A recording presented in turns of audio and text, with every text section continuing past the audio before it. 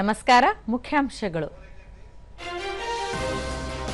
ಸ್ಲೋವಾಕಿಯಾದೊಂದಿಗೆ ಸಮಗ್ರ ಪಾಲುದಾರಿಕೆ ವಿಸ್ತರಣೆ, ಆಟೋಮೊಬೈಲ್, ಹಸಿರು ತಂತ್ರಜ್ಞಾನ ಸೇರಿ ಹಲವು ವಿಷಯಗಳ ಚರ್ಚೆ. ಪ್ರಧಾನಿ ನರೇಂದ್ರ ಮೋದಿ. ಜಾಗತಿಕ ಸಾಮೂಹಿಕ ಚಳುವಳಿಯಾಗಿ ಯೋಗ, ಕೋಲ್ಕತ್ತಾದಲ್ಲಿ ಪ್ರಧಾನಿ ನೇತೃತ್ವದಲ್ಲಿ ಪ್ರಧಾನ ಕಾರ್ಯಕ್ರಮ. ಸಚಿವ ಪ್ರತಾಪ್ ರಾವ್ ಜಾಧವ್. ಮುಖ್ಯಮಂತ್ರಿ ಡಿಕೆ ಶಿವಕುಮಾರ್ ನೇತೃತ್ವದಲ್ಲಿ ಪ್ರಗತಿ ಪರಿಶೀಲನೆ. ಕೃಷಿ, ರೇಷ್ಮೆ, ತೋಟಗಾರಿಕೆ ಇಲಾಖೆಗಳ ಹಿರಿಯ ಅಧಿಕಾರಿಗಳ ಉಪಸ್ಥಿತಿ. ಖಾತರಿ ಯೋಜನೆ ಅನುಷ್ಠಾನದಲ್ಲಿ ಸರ್ಕಾರದ ಹಣ ವ್ಯರ್ಥ, ಗ್ಯಾರಂಟಿ ಅನುಷ್ಠಾನ ಸಮಿತಿ ರದ್ದತಿಗೆ ಆರ್ ಅಶೋಕ ಆಗ್ರಹ. ವಾರ್ತೆಗಳ ವಿವರ. ಸ್ಲೋವಾಕಿಯಾದ ಪ್ರವಾಸದಲ್ಲಿರುವ ಪ್ರಧಾನಿ ನರೇಂದ್ರ ಮೋದಿ ಅವರು ಸ್ಲೋವಾಕಿಯಾ ಪ್ರಧಾನಿ ರಾಬರ್ಟ್ ಫಿಕೋ ಅವರೊಂದಿಗೆ ಇಂದು ದ್ವಿಪಕ್ಷೀಯ ಮಾತುಕತೆ ನಡೆಸಿದರು. ಇದೇ ವೇಳೆ ಉಭಯ ದೇಶಗಳು ರಕ್ಷಣಾ ಕ್ಷೇತ್ರ, ಐಟಿ ಮತ್ತು ಎಲೆಕ್ಟ್ರಾನಿಕ್ಸ್, ಡಿಜಿಟಲ್ ಟೆಕ್ನಾಲಜಿ, ಉನ್ನತ ಶಿಕ್ಷಣ, ಸಂಶೋಧನೆ, ಮಾಹಿತಿ ಮತ್ತು ತಂತ್ರಜ್ಞಾನ, ವ್ಯಾಪಾರ ಸೇರಿದಂತೆ ವಿವಿಧ ಕ್ಷೇತ್ರಗಳಲ್ಲಿ ತಿಳುವಳಿಕೆ ಒಪ್ಪಂದಕ್ಕೆ ಸಹಿ ಹಾಕಿದವು. चाइना पास जाएंगे तो ट्रैप में ले लेगा.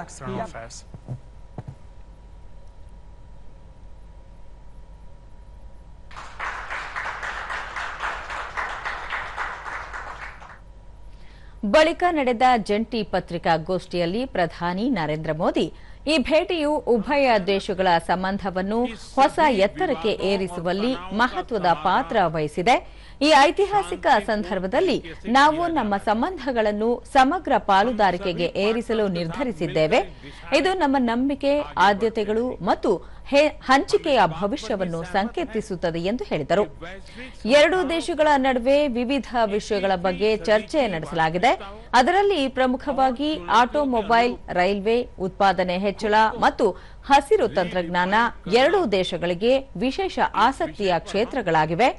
ಈ ಎಲ್ಲಾ ಕ್ಷೇತ್ರಗಳಲ್ಲಿ ನಮ್ಮ ಸಾಮರ್ಥ್ಯಗಳನ್ನು ಒಟ್ಟುಗೂಡಿಸಿ ಎರಡೂ ದೇಶಗಳ ಜನರ ಪ್ರಯೋಜನಕ್ಕಾಗಿ ಹಲವಾರು ಪ್ರಮುಖ ನಿರ್ಧಾರಗಳನ್ನು ಕೈಗೊಳ್ಳಲಾಗಿದೆ ಎಂದರು.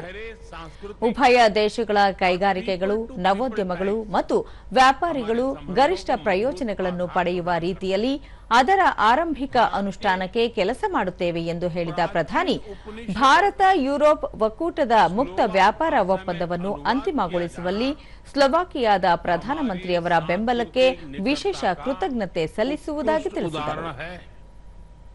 स्लोवाकिया में रह रहे भारतीय मूल के लोग यहां की इकोनॉमी और सोसाइटी में महत्वपूर्ण योगदान दे रहे हैं.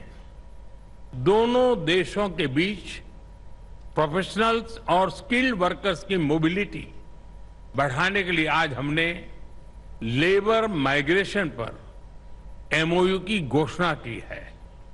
हम शीघ्र ही सोशल सिक्योरिटी पर एमओयू को भी अंतिम स्वरूप देंगे. एक्सेलेंसी, आज की अत्यंत सार्थक चर्चा और भारत के लिए आपकी सकारात्मक सोच के लिए मैं एक बार फिर आपका हृदय से आभार. ಸ್ಲೋವಾಕಿಯಾ ಪ್ರಧಾನಿ, ಭಾರತದ ಪ್ರಧಾನಿಯೊಬ್ಬರು ತಮ್ಮ ದೇಶಕ್ಕೆ ಮೊದಲ ಬಾರಿಗೆ ಆಗಮಿಸುತ್ತಿರುವುದು ಐತಿಹಾಸಿಕ ಘಟನೆಯಾಗಿದೆ ಎಂದರು. ಇದೇ ವೇಳೆ ಭಾರತದಲ್ಲಿ ದೀರ್ಘ ಅವಧಿಯವರೆಗೆ ಪ್ರಧಾನಿಯಾಗಿ ದಾಖಲೆ ಬರೆದ ನರೇಂದ್ರ ಮೋದಿ ಅವರಿಗೆ ಅಭಿನಂದನೆ ಸಲ್ಲಿಸಿದ ಪ್ರಧಾನಿ ರಾಬರ್ಟ್ ಫಿಕೋ, ಭಾರತದ ಅರ್ಥವ್ಯವಸ್ಥೆ ಏರುಗತಿಯಲ್ಲಿ ಸಾಗುತ್ತಿರುವುದು ಅಭೂತಪೂರ್ವ ಬೆಳವಣಿಗೆಯಾಗಿದೆ. ಡಿಜಿಟಲೀಕರಣ ಮತ್ತು ಕೃತಕ ಬುದ್ಧಿಮತ್ತೆ ಬಳಕೆಯಲ್ಲಿ ಭಾರತ ಪ್ರಾಬಲ್ಯ ಸಾಧಿಸುತ್ತಿದೆ. ಪ್ರಪಂಚದ ವಿವಿಧ ಭಾಗಗಳಲ್ಲಿರುವ ಅನೇಕ ಮುಂದುವರಿದ ದೇಶಗಳಿಗಿಂತ ವೇಗವಾಗಿ ಭಾರತ ಬೆಳೆಯುತ್ತಿದೆ. ಅಭಿವೃದ್ಧಿ ಹೊಂದಿದ ದೇಶಗಳನ್ನು ಹಿಂದಿಕ್ಕಿ ಅತಿ ವೇಗದಲ್ಲಿ ಭಾರತದ ಅಭಿವೃದ್ಧಿಯಾಗುತ್ತಿರುವುದು ಅತ್ಯಂತ ಸಂತೋಷದ ಸಂಗತಿ ಎಂದರು. ಸ್ಲೋವಾಕ್ ಸರ್ಕಾರ ವಿಶ್ವಸಂಸ್ಥೆಯ ಸುಧಾರಣೆಯನ್ನು ಬೆಂಬಲಿಸುತ್ತದೆ ಮತ್ತು ಭಾರತದಂತಹ ದೇಶಗಳು ಶಾಶ್ವತ ಸದಸ್ಯರಾಗಿ ವಿಶ್ವಸಂಸ್ಥೆಯ ಭದ್ರತಾ ಮಂಡಳಿಯ ಭಾಗವಾಗಿರಬೇಕು ಎಂದು ನಾವು ಬಲವಾಗಿ ಪ್ರತಿಪಾದಿಸುತ್ತಿರುವುದಾಗಿ ಹೇಳಿದರು.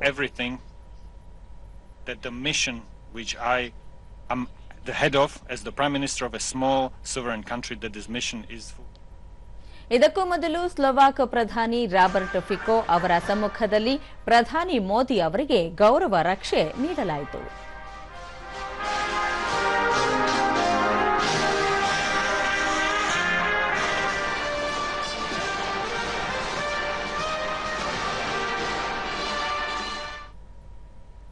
ಕಾರ್ಯಕ್ರಮದ ಬಳಿಕ ಪ್ರಧಾನಿ ನರೇಂದ್ರ ಮೋದಿ ಅವರು ಟೋಂಬ್ ಆಫ್ ಅನ್ನೋನ್ ಸೋಲ್ಜರ್ ಸ್ಮಾರಕಕ್ಕೆ ತೆರಳಿ ಅಗಲಿದ ಯೋಧರಿಗೆ ಪುಷ್ಪ ನಮನ ಸಲ್ಲಿಸಿದರು. अननोन सोल्जर यहाँ पर प्रधानमंत्री पहुंचे और ये आप जो तस्वीरें देख रहे हैं ये उसी सेरेमनी की, रेथलैंड सेरेमनी की ये तस्वीरें हैं.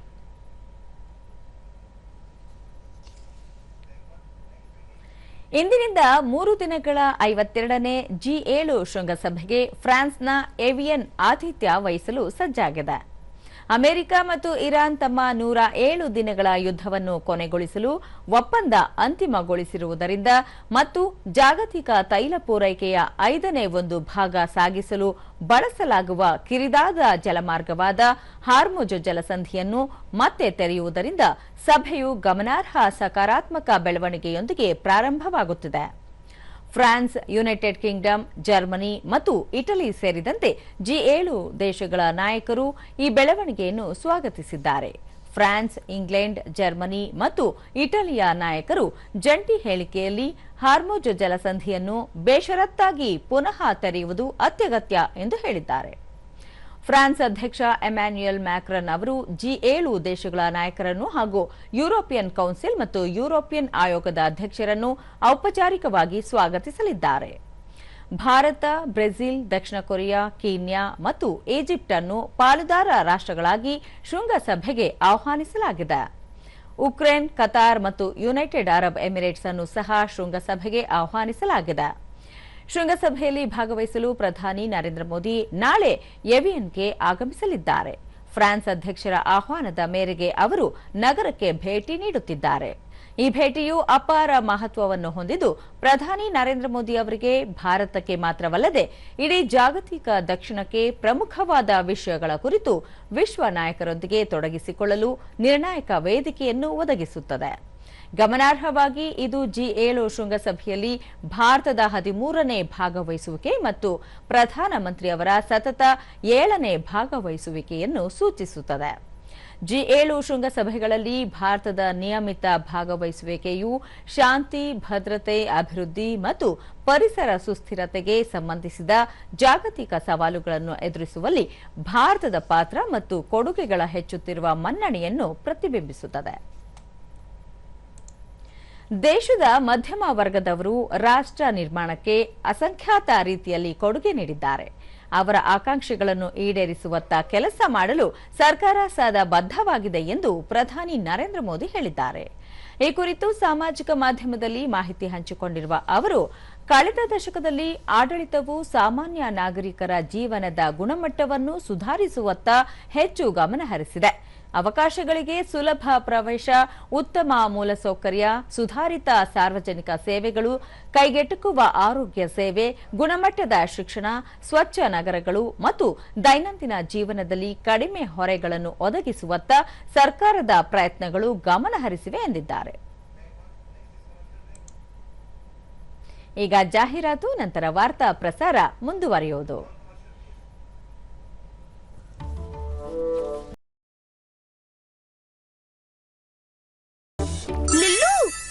ಏನಿದು? ಅಸಲಿ ನೋಟ್ ಬ್ರೋ, ಇದು ಹರಿದಿದೆ. ಇಲ್ಲಿ ಕೇಳು, ಹರಿದೋಗಿರ್ತಿರೋ ಅಥವಾ ಹಳೆ ನೋಟ್ ಅನ್ನು ಬ್ಯಾಂಕ್ ಬ್ರಾಂಚ್ ನಲ್ಲಿ ಎಕ್ಸ್ಚೇಂಜ್ ಮಾಡಬಹುದು. ವಾವ್, ಹೊಸ ನೋಟ್ ಸಿಗುತ್ತಾ? ಹಾ, ಇದರಿಂದ ನೀನು ನಮ್ಗೆ ಪಿಜ್ಜಾ ಪಾರ್ಟಿ ಕೊಡ್ಬೇಕು. RBI ಹೇಳುತ್ತೆ, ಸ್ಮಾರ್ಟ್ ಆಗಿರಿ, ಕೂಲ್ ಆಗಿರಿ. 2026ರ ಅಂತಾರಾಷ್ಟ್ರೀಯ ಯೋಗ ದಿನದ ಪ್ರಮುಖ ರಾಷ್ಟ್ರೀಯ ಕಾರ್ಯಕ್ರಮವು ಜೂನ್ 21ರಂದು ಪಶ್ಚಿಮ ಬಂಗಾಳದ ಕೋಲ್ಕತ್ತಾದಲ್ಲಿ ನಡೆಯಲಿದ್ದು ಪ್ರಧಾನಿ ನರೇಂದ್ರ ಮೋದಿ ನೇತೃತ್ವ ವಹಿಸಲಿದ್ದಾರೆ ಎಂದು ಕೇಂದ್ರ ಆಯುಷ್ ಸಚಿವ ಪ್ರತಾಪ್ ರಾವ್ ಜಾಧವ್ ತಿಳಿಸಿದ್ದಾರೆ. ದೆಹಲಿಯಲ್ಲಿಂದು ನಡೆದ 2026ರ ಅಂತಾರಾಷ್ಟ್ರೀಯ ಯೋಗ ದಿನದ ಕುರಿತ ಪತ್ರಿಕಾಗೋಷ್ಠಿಯನ್ನು ಉದ್ದೇಶಿಸಿ ಸಚಿವರು, ಅಂತಾರಾಷ್ಟ್ರೀಯ ಯೋಗ ದಿನದ ಘೋಷವಾಕ್ಯವು ಆರೋಗ್ಯಕರ ವೃದ್ಧಾಪ್ಯಕ್ಕಾಗಿ ಯೋಗ ಎಂಬುದಾಗಿದೆ ಎಂದರು. 2014ರಲ್ಲಿ ವಿಶ್ವಸಂಸ್ಥೆಯ ಸಾಮಾನ್ಯ ಸಭೆಯು ಭಾರತದ ಪ್ರಸ್ತಾವನೆಯನ್ನು ಅನುಮೋದಿಸಿದ ನಂತರ ಪ್ರಧಾನಿ ನರೇಂದ್ರ ಮೋದಿ ಅವರ ದೂರದೃಷ್ಟಿಯ ನಾಯಕತ್ವದಲ್ಲಿ ಯೋಗವು ಜಾಗತಿಕ ಸಾಮೂಹಿಕ ಚಳುವಳಿಯಾಗಿ ವಿಕಸನಗೊಂಡಿದೆ. ಪ್ರಪಂಚದಾದ್ಯಂತ ಲಕ್ಷಾಂತರ ಜನರು ಈಗ ಯೋಗವನ್ನು ತಮ್ಮ ದೈನಂದಿನ ಜೀವನದ ಅವಿಭಾಜ್ಯ ಅಂಗವಾಗಿ ಅಳವಡಿಸಿಕೊಂಡಿದ್ದಾರೆ ಎಂದು ಹೇಳಿದರು. ಈ ವರ್ಷದ ಅಂತಾರಾಷ್ಟ್ರೀಯ ಯೋಗ ದಿನವು ಜಾಗತಿಕವಾಗಿ ಅಭೂತಪೂರ್ವ ಬೆಂಬಲವನ್ನು ಪಡೆದುಕೊಂಡಿದೆ. ಭಾರತೀಯ ಸಾಂಸ್ಕೃತಿಕ ಸಂಬಂಧಗಳ ಮಂಡಳಿ ಸಹಯೋಗದೊಂದಿಗೆ ವಿದೇಶದಲ್ಲಿರುವ 210ಕ್ಕೂ ಹೆಚ್ಚು ಭಾರತೀಯ ಮಿಷನ್ಗಳು ವಿಶ್ವದಾದ್ಯಂತ ಸುಮಾರು 2500 ಸ್ಥಳಗಳಲ್ಲಿ ಯೋಗ ದಿನಾಚರಣೆ ಕಾರ್ಯಕ್ರಮಗಳನ್ನು ಆಯೋಜಿಸುತ್ತಿವೆ. ಇದು ಯೋಗವು ಭಾರತದ ಸಾಂಸ್ಕೃತಿಕ ಪರಂಪರೆಯನ್ನು ಮೀರಿ ಆರೋಗ್ಯ ಮತ್ತು ಸ್ವಾಸ್ಥ್ಯಕ್ಕಾಗಿ ಹಂಚಿಕೆಯ ಜಾಗತಿಕ ಆಂದೋಲನವಾಗಿ ಹೇಗೆ ಮಾರ್ಪಟ್ಟಿದೆ ಎಂಬುದನ್ನು ಪ್ರದರ್ಶಿಸುತ್ತದೆ ಎಂದು ಸಚಿವ ಪ್ರತಾಪ್ ರಾವ್ ಜಾಧವ್ ತಿಳಿಸಿದ್ದಾರೆ. नए आयाम स्थापित कर रही है. मुझे यह बताते हुए भी प्रसन्नता है कि मिनिस्ट्री ऑफ कल्चर द्वारा इस वर्ष देश भर में 100 प्रतिष्ठित एवं आइकॉनिक स्थलों पर IDY 2026 के विशेष आयोजन किए जा रहे हैं.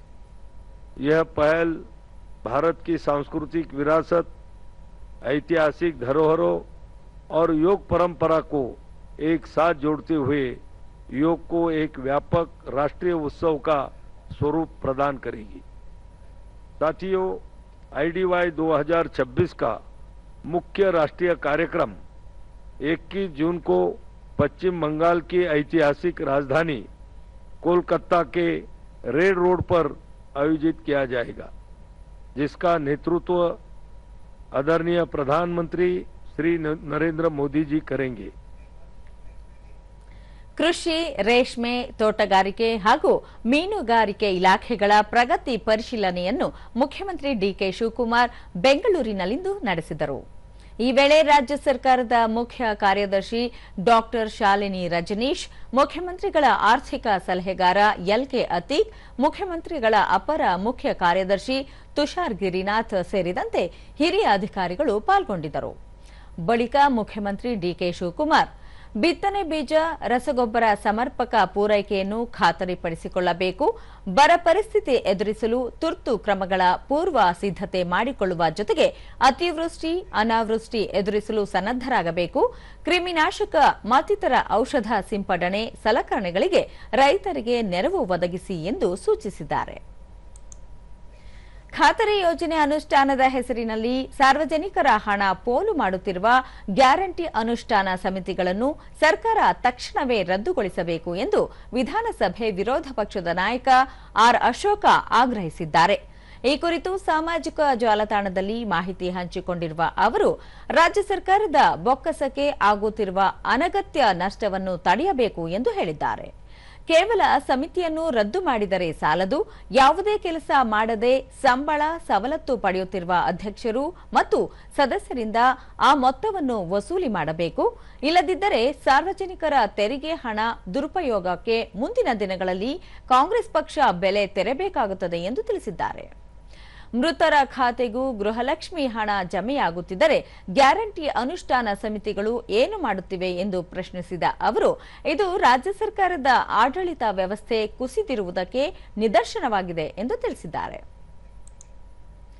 ಪ್ರಧಾನಿ ನರೇಂದ್ರ ಮೋದಿ ಅವರ ನಾಯಕತ್ವದಲ್ಲಿ ಕಳೆದ 12 ವರ್ಷಗಳಲ್ಲಿ ದೇಶ ಸರ್ವಾಂಗೀಣ ಅಭಿವೃದ್ಧಿ ಸಾಧಿಸಿದೆ ಎಂದು ಶಾಸಕ ಡಾಕ್ಟರ್ ಸಿಎನ್ ಅಶ್ವತ್ಥನಾರಾಯಣ ಮೈಸೂರಿನಲ್ಲಿಂದು ಹೇಳಿದ್ದಾರೆ. ಕಳೆದ 12 ವರ್ಷಗಳ ಅವಧಿಯಲ್ಲಿ ಪ್ರಧಾನಿ ನರೇಂದ್ರ ಮೋದಿ ನೇತೃತ್ವದ ಸರ್ಕಾರ ಕೈಗೊಂಡ 10 ಹಲವು ಯೋಜನೆಗಳ ಪರಿಣಾಮ ಭಾರತದ ಗೌರವ ಜಾಗತಿಕ ಮಟ್ಟದಲ್ಲಿ ಹೆಚ್ಚಾಗುವಂತೆ ಮಾಡಿದೆ. ಜಗತ್ತಿನ ಬೇರೆ ಬೇರೆ ದೇಶಗಳಲ್ಲಿ ನಡೆಯುವ ಸಂಘರ್ಷದ ಸಮಯದಲ್ಲಿ ಭಾರತೀಯರ ರಕ್ಷಣೆಗೆ ಮುಂದಾಗಲಾಗುತ್ತಿದೆ. ಇದು ಕೇಂದ್ರ ಸರ್ಕಾರದ ಪ್ರಮುಖ ಸಾಧನೆಗಳಲ್ಲಿ ಒಂದು ಎಂದು ಹೇಳಿದ್ದಾರೆ. ಮನ್ ಕಿ ಬಾತ್ ಪರಿಕಲ್ಪನೆಯೇ ವಿಶಿಷ್ಟವಾದುದು. ಪ್ರತಿ ತಿಂಗಳಿಗೊಮ್ಮೆ ದೇಶವಾಸಿಗಳನ್ನು ಉದ್ದೇಶಿಸಿ ಮಾತನಾಡುವ ಮೂಲಕ ಪ್ರಧಾನಿ ನರೇಂದ್ರ ಮೋದಿ ದೇಶದ ಜನರನ್ನು ಒಗ್ಗೂಡಿಸುವ ಹಾಗೂ ಅವರಲ್ಲಿ ಆತ್ಮವಿಶ್ವಾಸ ತುಂಬುವ ಕೆಲಸ ಮಾಡುತ್ತಿದ್ದಾರೆ. ಜಗತ್ತಿಗೆ ಅಂತಾರಾಷ್ಟ್ರೀಯ ಯೋಗ ದಿನವನ್ನು ಪರಿಚಯ ಮಾಡಿಕೊಟ್ಟ ಹಿರಿಮೆಯೂ ಪ್ರಧಾನಿ ಅವರಿಗೆ ಸಲ್ಲಲಿದೆ ಎಂದರು. ದೇಶದಲ್ಲಿ ಕಳೆದ 12 ವರ್ಷಗಳ ಅವಧಿಯಲ್ಲಿ ಶುದ್ಧ ಕುಡಿಯುವ ನೀರು, ವಿದ್ಯುತ್ ಸೌಕರ್ಯ, ಶೌಚಾಲಯ ನಿರ್ಮಾಣ, ಬಡ ಜನರ ಅನುಕೂಲಕ್ಕಾಗಿ ಆಯುಷ್ಮಾನ್ ಭಾರತ್ ಯೋಜನೆ ಜಾರಿ, ರೈಲ್ವೆ ನಿಲ್ದಾಣಗಳ ಅಭಿವೃದ್ಧಿ ಸೇರಿದಂತೆ ಹಲವು ಮಹತ್ವದ ಯೋಜನೆಗಳನ್ನು ಪ್ರಧಾನಿ ಜಾರಿ ಮಾಡಿದ್ದಾರೆ.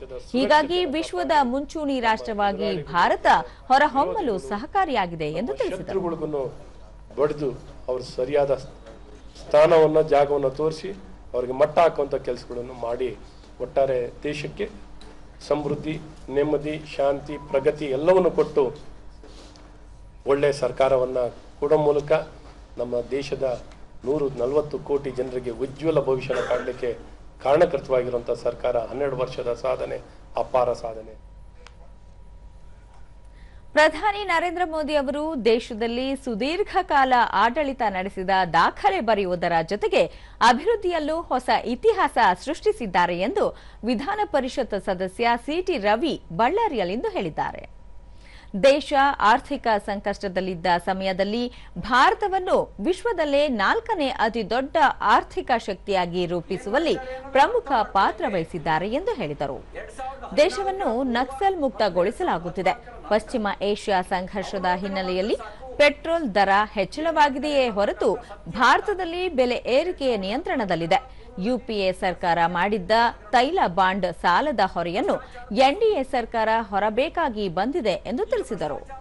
ಮತದಾರರ ಪಟ್ಟಿಯಿಂದ ನಕಲಿ ದಾಖಲೆ ಹೊಂದಿದ ಹೊರ ದೇಶದವರು ಮತ್ತು ಮೃತರ ಹೆಸರನ್ನು ತೆಗೆದುಹಾಕುವ ಮತದಾರರ ಪಟ್ಟಿಯ ತೀವ್ರ ಪರಿಷ್ಕರಣೆಯನ್ನು ವಿರೋಧಿಸುವುದು ಸಲ್ಲದು ಎಂದು ಹೇಳಿದರು.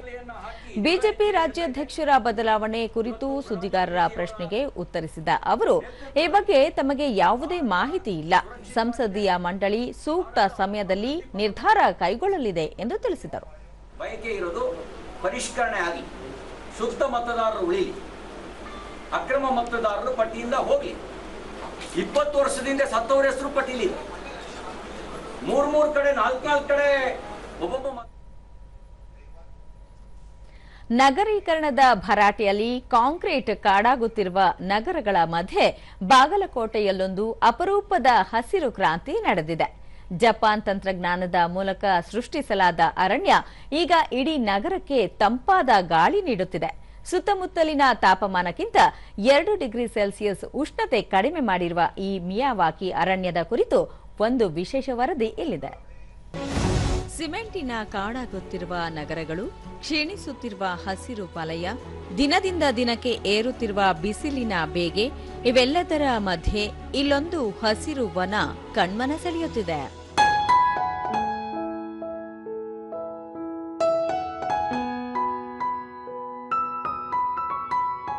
ಹೌದು, ಇದು ಬಾಗಲಕೋಟೆ ನಗರದ ಹೃದಯ ಭಾಗದಲ್ಲಿ ಸೃಷ್ಟಿಯಾಗಿರುವ ದಟ್ಟ ಅರಣ್ಯ. ಪರಿಸರ ಸಂರಕ್ಷಣೆಗೆ ಅತ್ಯುತ್ತಮ ಮಾದರಿಯಾಗಿ ಹೊರಹೊಮ್ಮಿರುವ ಈ ವನ ಬಾಗಲಕೋಟೆಯ ಜನರಿಗೆ ತಂಪಾದ ಗಾಳಿ ನೀಡುವ ಆಮ್ಲಜನಕದ ಆಗರವಾಗಿದೆ.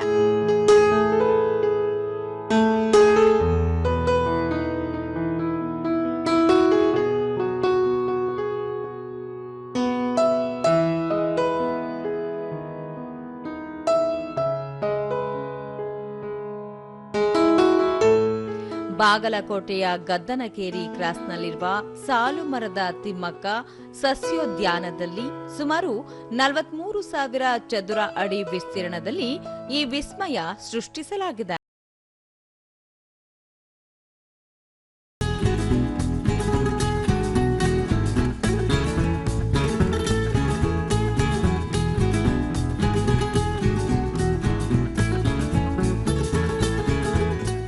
ಜಪಾನ್ನ ಪ್ರಸಿದ್ಧ ಪರಿಸರ ತಜ್ಞ ಅಕಿರಾ ಮಿಯಾವಾಕಿ ಅವರ ಪರಿಕಲ್ಪನೆಯಂತೆ ಇಲ್ಲಿ ತಳಿಯ ಸಾವಿರಾರು ಸಸಿಗಳನ್ನು ಅತ್ಯಂತ ದಟ್ಟವಾಗಿ ನೆಟ್ಟು ಬೆಳೆಸಲಾಗಿದೆ. ಈ ಮಿಯಾವಾಕಿ ಅರಣ್ಯಕ್ಕೆ ಒಂದು ವಿಶೇಷತೆ ಇದೆ. ಇಲ್ಲಿನ ದಟ್ಟ ಮರಗಳು ಸೂರ್ಯನ ತೀಕ್ಷ್ಣ ಕಿರಣಗಳನ್ನು ತಡೆದು ನೆಲದಲ್ಲಿ ತೇವಾಂಶವನ್ನು ಕಾಪಾಡಿಕೊಳ್ಳುತ್ತವೆ. ಇದರ ಪರಿಣಾಮವಾಗಿ ಸುತ್ತಮುತ್ತಲಿನ ಪ್ರದೇಶಗಳಿಗಿಂತ ಇಲ್ಲಿ 2 ಡಿಗ್ರಿ ಸೆಲ್ಸಿಯಸ್ನಷ್ಟು ಉಷ್ಣತೆ ಕಡಿಮೆಯಾಗಿದೆ. ಕೇವಲ ತಾಪಮಾನ ಇಳಿಕೆಯಷ್ಟೇ ಅಲ್ಲದೆ ಪಕ್ಷಿಗಳು, ಕೀಟಗಳು ಸೇರಿದಂತೆ ಅಪರೂಪದ ಜೀವ ವೈವಿಧ್ಯತೆಗೂ ಇದು ಆಶ್ರಯ ತಾಣವಾಗಿದೆ.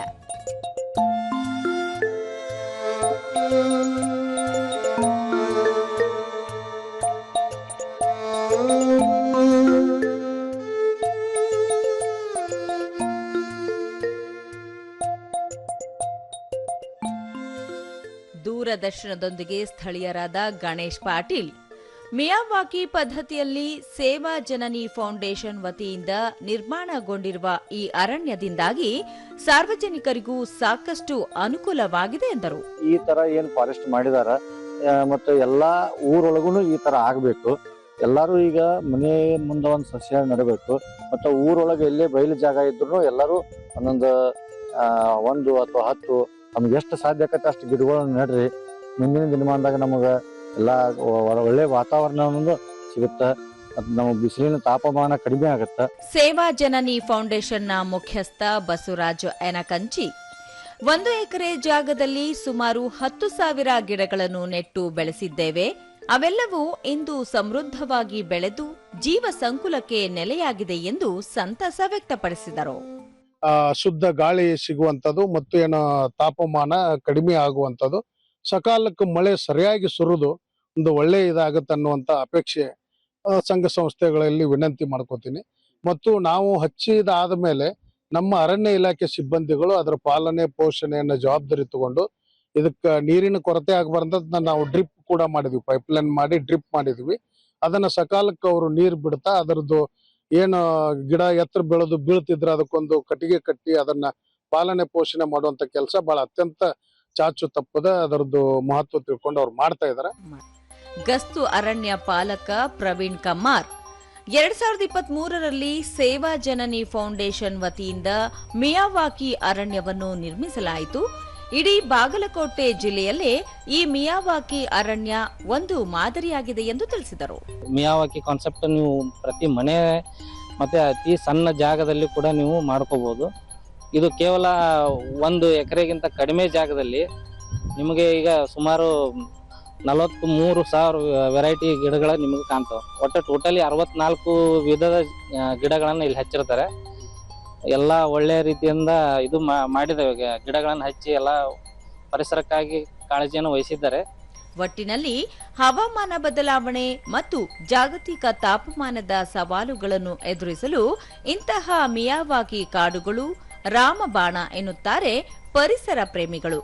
ಬಾಗಲಕೋಟೆಯಲ್ಲಿ ಯಶಸ್ವಿಯಾಗಿರುವ ಈ ಹಸಿರು ಮಾದರಿ ಇಡೀ ರಾಜ್ಯಕ್ಕೆ ಮಾದರಿಯಾಗಲಿ ಎಂಬುದೇ ನಮ್ಮ ಆಶಯ.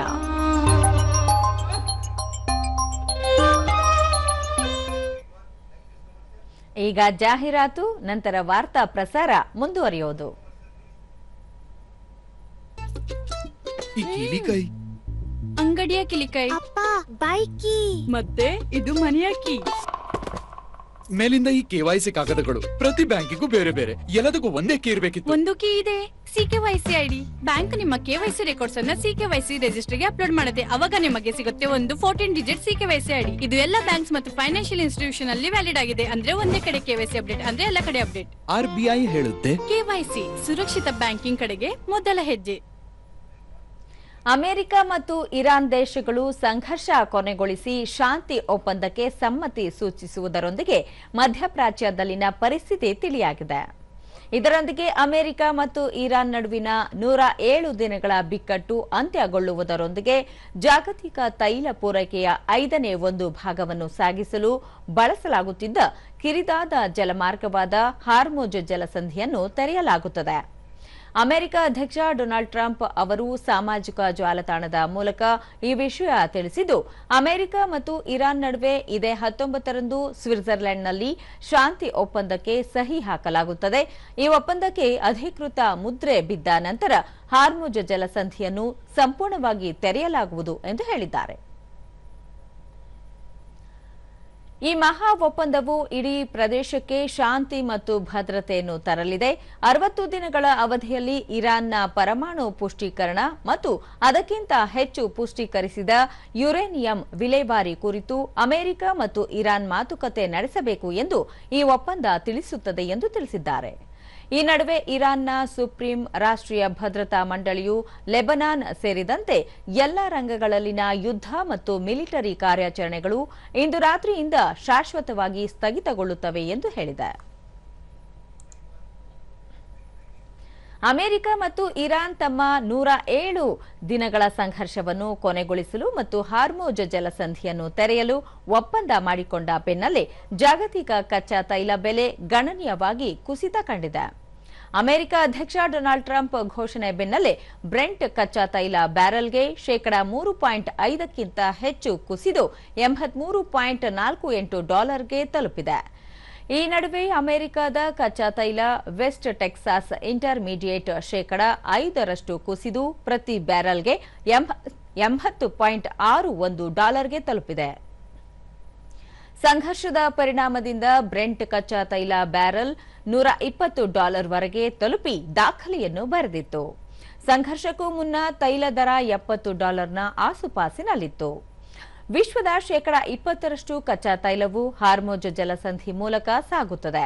ಇರಾನ್ ಜಲಸಂಧಿ ಮೇಲೆ ನಿಬಂಧನೆ ಹಾಕಿದ್ದರಿಂದ ಪೂರೈಕೆಯಲ್ಲಿ ವ್ಯತ್ಯಯ ಉಂಟಾಗಿ ಬೆಲೆಗಳಲ್ಲಿ ಏರಿಕೆಯಾಗಿತ್ತು. ಹಾಗೆಯೇ ಎಲ್ಪಿಜಿ ಸಿಲಿಂಡರ್ ಬೆಲೆಯಲ್ಲಿಯೂ ದರ ಏರಿಕೆಯಾಗಿತ್ತು. ಇದೀಗ ಹಾರ್ಮುಜ್ ಜಲಸಂಧಿ ಮುಕ್ತವಾಗಿರುವುದಾಗಿ ಜಾಗತಿಕ ಮಟ್ಟದಲ್ಲಿ ನಿರ್ಮಾಣವಾಗಿದ್ದ ಆರ್ಥಿಕ ತಲ್ಲಣ ಸದ್ಯಕ್ಕೆ ನಿವಾರಣೆಯಾಗುವ ಲಕ್ಷಣಗಳು ಗೋಚರಿಸಿದೆ. ಇಂಧನ ಬೆಲೆ ಇಳಿಕೆಯಾಗುವ ನಿರೀಕ್ಷೆ ದಟ್ಟವಾಗಿದೆ. ಪೆಟ್ರೋಲ್ ಡೀಸೆಲ್ ಬೆಲೆ ಇಳಿಕೆಯ ನಿರೀಕ್ಷೆ ಮೂಡಿದೆ. ಇದು ವ್ಯಾಪಾರಸ್ಥರು, ವಾಹನ ಸವಾರರು ಮತ್ತು ಗೃಹ ಬಳಕೆಯ ಅನಿಲ ಬಳಸುವವರಿಗೆ ದೊಡ್ಡ ಮಟ್ಟದ ನೆಮ್ಮದಿ ಸಿಗಲಿದೆ. ಈಗ ಹವಾವರ್ತಮಾನ. ರಾಜ್ಯಾದ್ಯಂತ ನೈಋತ್ಯ ಮುಂಗಾರು ದುರ್ಬಲ. ಕರಾವಳಿಯ ಬಹುತೇಕ ಕಡೆ ಹಾಗೂ ದಕ್ಷಿಣ ಒಳನಾಡಿನ ಅಲ್ಲಲ್ಲಿ ಮಳೆಯಾಗಿದೆ. ಉತ್ತರ ಒಳನಾಡಿನಲ್ಲಿ ಒಣ ಹವೆ ಮುಂದುವರಿಕೆ. ಉಡುಪಿ ಜಿಲ್ಲೆಯ ಕೋಟಾದಲ್ಲಿ ಅತಿ ಹೆಚ್ಚು 11 ಸೆಂಟಿಮೀಟರ್ ಮಳೆಯಾಗಿದೆ. ಉಳಿದಂತೆ ನೆಲಮಂಗಲ 6, ಬ್ರಹ್ಮಾವರ, ತಿಪ್ಪಗೊಂಡನಹಳ್ಳಿ 2, ಶಕ್ತಿನಗರ, ಮೂಡುಬಿದಿರೆ, ಬೆಂಗಳೂರು, ನಾಯಕನಹಟ್ಟಿ, ಮಲೆಮಹದೇಶ್ವರ ಬೆಟ್ಟ, ಪರಶುರಾಮಪುರ ಹಾಗೂ ಚನ್ನರಾಯಪಟ್ಟಣದಲ್ಲಿ 1 ಸೆಂಟಿಮೀಟರ್ ಮಳೆಯಾಗಿದೆ. ಕಲಬುರಗಿಯಲ್ಲಿ ದಾಖಲೆಯ ಗರಿಷ್ಠ 37.4 ಡಿಗ್ರಿ ಸೆಲ್ಸಿಯಸ್ ತಾಪಮಾನ ದಾಖಲು. ಮುನ್ಸೂಚನೆಯಂತೆ ರಾಜ್ಯಾದ್ಯಂತ ಮುಂದಿನ 7 ದಿನಗಳ ಕಾಲ ಹಲವೆಡೆ ಗುಡುಗು ಸಹಿತ ಭಾರೀ ಮಳೆ ಹಾಗೂ ಕೆಲವೆಡೆ ಹಗುರ ಮಳೆ ನಿರೀಕ್ಷೆ. ಬೆಂಗಳೂರು ಸುತ್ತಮುತ್ತ ಸಾಮಾನ್ಯ ಮೋಡ ಕವಿದ ವಾತಾವರಣ, ಗುಡುಗು ಸಹಿತ ಮಳೆಯಾಗುವ ಸಂಭವ. ಗರಿಷ್ಠ 32, ಕನಿಷ್ಠ 20 ಡಿಗ್ರಿ ಸೆಲ್ಸಿಯಸ್ ತಾಪಮಾನ ದಾಖಲು ಸಾಧ್ಯತೆ. ಕೊನೆಯಲ್ಲಿ ಮತ್ತೊಮ್ಮೆ ಮುಖ್ಯಾಂಶಗಳು. ಸ್ಲೋವಾಕಿಯಾದೊಂದಿಗೆ ಸಮಗ್ರ ಪಾಲುದಾರಿಕೆ ವಿಸ್ತರಣೆ, ಆಟೋಮೊಬೈಲ್, ಹಸಿರು ತಂತ್ರಜ್ಞಾನ ಸೇರಿ ಹಲವು ವಿಷಯಗಳ ಚರ್ಚೆ. ಪ್ರಧಾನಿ ನರೇಂದ್ರ ಮೋದಿ. ಜಾಗತಿಕ ಸಾಮೂಹಿಕ ಚಳವಳಿಯಾಗಿ ಯೋಗ, ಕೋಲ್ಕತ್ತಾದಲ್ಲಿ ಪ್ರಧಾನಿ ನೇತೃತ್ವದಲ್ಲಿ ಪ್ರಧಾನ ಕಾರ್ಯಕ್ರಮ. ಸಚಿವ ಪ್ರತಾಪ್ ರಾವ್ ಜಾಧವ್. ಮುಖ್ಯಮಂತ್ರಿ ಡಿಕೆ ಶಿವಕುಮಾರ್ ನೇತೃತ್ವದಲ್ಲಿ ಪ್ರಗತಿ ಪರಿಶೀಲನೆ. ಕೃಷಿ, ರೇಷ್ಮೆ, ತೋಟಗಾರಿಕೆ ಇಲಾಖೆಗಳ ಹಿರಿಯ ಅಧಿಕಾರಿಗಳ ಉಪಸ್ಥಿತಿ. ಖಾತರಿ ಯೋಜನೆ ಅನುಷ್ಠಾನದಲ್ಲಿ ಸರ್ಕಾರದ ಹಣ ವ್ಯರ್ಥ, ಗ್ಯಾರಂಟಿ ಅನುಷ್ಠಾನ ಸಮಿತಿ ರದ್ದತಿಗೆ ಆರ್ ಅಶೋಕ ಆಗ್ರಹ. ನಮ್ಮ ವಾರ್ತಾ ಪ್ರಸಾರವನ್ನು ನೀವು ಡಿಡಿ ಚಂದನ ನ್ಯೂಸ್ ಯೂಟ್ಯೂಬ್, ಎಕ್ಸ್ ಖಾತೆ, ಇನ್ಸ್ಟಾಗ್ರಾಂ, ಫೇಸ್ಬುಕ್ ಹಾಗೂ ವಾಟ್ಸ್ಆಪ್ ಮೂಲಕವೂ ವೀಕ್ಷಿಸಬಹುದು.